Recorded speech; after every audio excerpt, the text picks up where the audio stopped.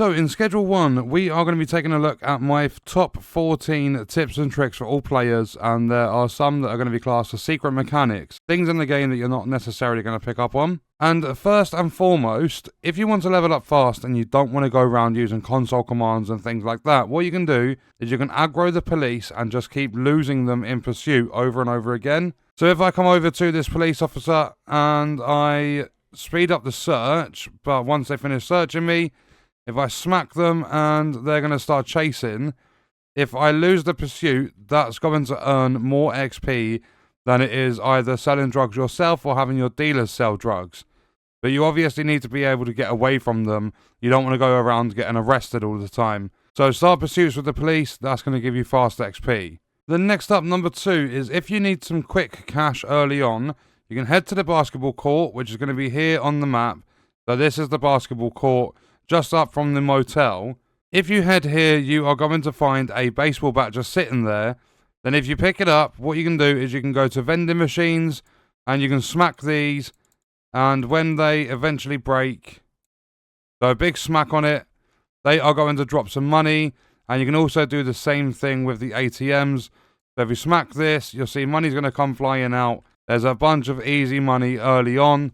And if I remember correctly, it does take a few days for those machines to fix themselves, but they will eventually be fixed up. But yeah, if you're looking for some nice early cash, grab the baseball bat from the basketball court and go around smashing up all of the machines. Then number 3 is there is a magic multiplier in the game for your pricing. And that multiplier is 1.6. So here I've got Aspen Cheese. The names are going to be different for you. The asking price is $7.35. Then for Girl Scout Monkey, the asking price is $1.71. Then for Thick McLovin is $3.43. So for your OG Kush, your meth and your coke, these are the highest prices you can get, but they are suggested. If you add a 1.6 times to these prices, your customers are still going to be happy with it. And you can do that for any product. So with Sour Diesel, you can ask for more than 40. You just do the 1.6. So when it comes to your Girl Scout Monkey, or when it comes to your OG Kush, the most expensive mix, instead of 171, you can ask for 273. When it comes to the meth, instead of 343, you can ask for 548. And when it comes to the coke, instead of 735, you can ask for 1176. And people are still going to eventually, like occasionally even, offer you a better price than that. The only problem with it is that when it comes to the coke, it's over 1,000. You can't actually ask for over 1,000. So just put 999 in that box, and the people are going to offer you around that, maybe a little bit less, maybe a little bit more. But it's 1.6 times on the pricing, and you can get away with it.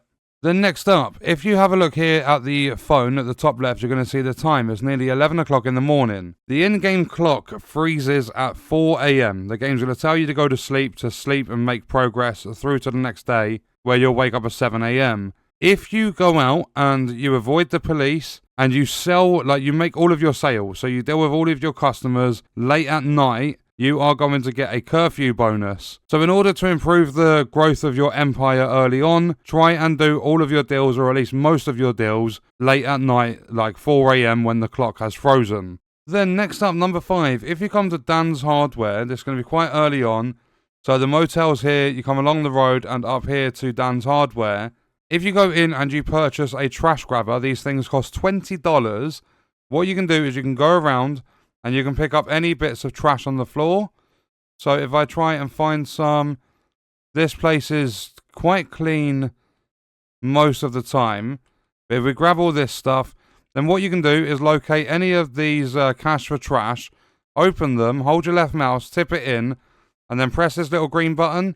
It's going to process and it's going to pay you for the cash. So that right there, which took a few seconds, got me $5, and I only paid $20 for the trash grabber. So early on, these trash grabbers are an absolute goldmine. You can make so much money from them.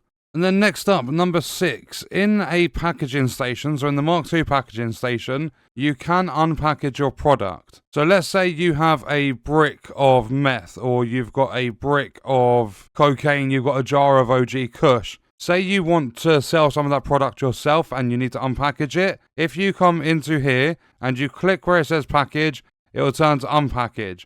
Then you put in, let's just say you've got a brick of meth, you put that in, unpackage it, and it separates it. A jar is going to hold 5, like the quantity's 5, and a brick is 20. So if you have a jar of OG Kush, it's going to unpackage into 5 separate lots of it, and then you can put it into baggies, you can go and sell it separately. If you've got a brick, it unpackages into 20, then package it into baggies, you can then go and sell it. So as well as packaging, you can also do unpackaging at these stations. Then next up, let's just say quite early in the game, you've got a bunch of stuff and you don't want loads of it. What you can do is you can press tab, you can pull your phone up, you can grab the thing from your hotbar, you can drag it to this discard box at the bottom right, and then after a few seconds, it's going to destroy it. So if you no longer want something, pull up your phone, grab it from the hotbar to the discard box, and that is going to get rid of it. So next up, number 8 is when you go to a gas mart, here for an example near the car dealership, if you need to buy a load of stuff, I currently only have 7 hotbar slots available. So what you can do is you can buy yourself the Viper van, and it's going to be quite cheap. What you can do is you can back it up into the loading bay. So if we quickly reverse this into the loading bay, then what we do when it's in there is we go into the shop, and when you go to buy something, let's say we want 200 motor oil, we add that to the cart, and then down here you're going to get a little tick box. You can load it straight into your vehicle. So inventory won't fit everything. Some items are going to be placed onto pallets. Tick there. We're going to spend $1,200. Load it into the vehicle. Nothing goes into your inventory. However, if we go to the back, you'll see that all of that motor oil we just bought went straight into the trunk. So the van is very, very helpful for buying large quantities of items at the shops. Just make sure they've got a loading bay, back up into it, and you're good to go. And next up, number 9, if your employees get stuck or they become lazy, just give them a little punch. And when we power it up, boom, knock them out. Then what you want to do is you want to quit out, load your last save, and it has a chance of fixing them. I've had handlers at the bungalow basically just take all of my product off the shelves, go and package up a load of OG Kush, and do nothing with it. Like, they're essentially just consuming all of my product. So yeah, my handlers have been punched up a few times, but if any of them become lazy, give them a punch, load your last save, and that should fix them. Then next up, number 10, is shift clicking in this game is incredibly helpful. If we go to the storage, instead of having to drag and drop each one, just hold down shift and click, and it transports stuff straight from inventory to inventory. And not only that, if we get out our management clipboard, instead of just clicking on each individual thing, then managing it, doing one at a time, what you can do is you can hold shift and you can click multiple, then you can manage 2. Or if we cancel that, we come around here, what we can do is shift click and we can manage 8 pots at the same time. So shift clicking is just going to save you a lot of time. It's so helpful. Then next up, number 11, is if you come to Blue Ball's Boutique, if we go to the map, you'll see that it's here. So this building right here. If you come here, you can buy something called a wall-mounted sign. So if we go in and we talk to Herbert, what you can do is you can buy the wooden or the metal sign. So if I buy, let's just say 3 of these, then what you can do with these is, let's say we're going to be using the barn for it. You place it there, you come up, you edit the message, and you can put, for an example, you can go recipe, and then if you want to add more to it, you can then go, let's just say recipe, and we've got a cuke, we've got a para, we've got motor oil, and let's say we've also got, I don't know, gas. And then what you can do is confirm it, and it has it all there, so you can remember your recipes and stuff just by using these wall-mounted signs. Then next up, number 12, if you mix OG Kush with mouthwash and with Viagra, it's going to make a very good early game mix for you to sell. It's incredibly cheap, and if we go to my product manager quickly and we find it, I've got no idea where it is. I've made so many different things. However, I have managed to find it quite quickly. So it's going to be, the name's going to be different, but the result, the effects and stuff will be the same. So it's got an $80 asking price. It's going to have Baldwin Tropic Thunder Anti-Gravity. And not only that, because of the magic multiplier being 1.6 times, instead of 80, you can actually ask for $128. People are going to buy it. It's a very decent early game mix that you can make nice and easy. Then the penultimate, number 13, if you are quite far into the game and you start having some performance issues, it can be due to the amount of trash the game world builds up. You'll see here, Some areas in the game just accumulate a load of rubbish, even around this side of the docks warehouse as well. So what you can do is, if you pause the game, go settings, you can click this box, turn on console commands, and then what you want to do is press tilde, so it's directly underneath escape or to the left of number 1 on your keyboard. You press that to bring up the console commands, even if it's a different key on your keyboard. Then you just type into these commands, clear trash, all as one word, and you'll see that all of the trash gets removed. Even in here, all of the trash is gone. So the game world is now empty of trash, and it should start helping with the performance issues you might be facing. And then at number 14, last but definitely not least, if we go to the map again, I'll show you where I am. So from the motel, it's just over here, and we are back at Blue Balls Boutique.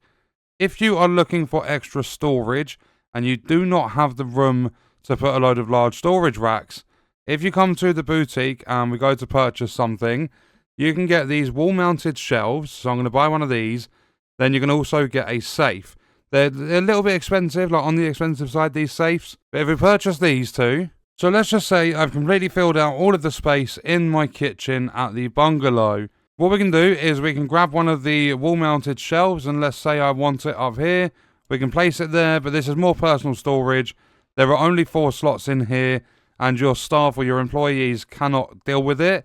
However, with the safe, instead of it being a 1x4, like these large storage racks, these are a 2x2. So you can kind of optimize with different layouts and stuff.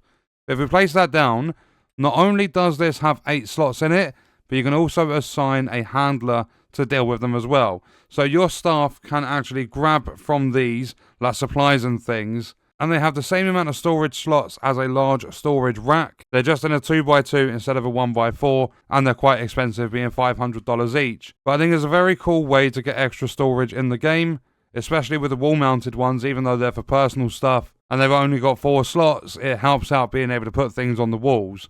So that is my top 14 tips and tricks for all players with some secret mechanics and stuff in Schedule 1. And we are going to leave that video there. Let me know your thoughts and stuff about this game in the comments, and I'll see you guys in the next one. I hope you enjoyed it, and I hope it helped you out.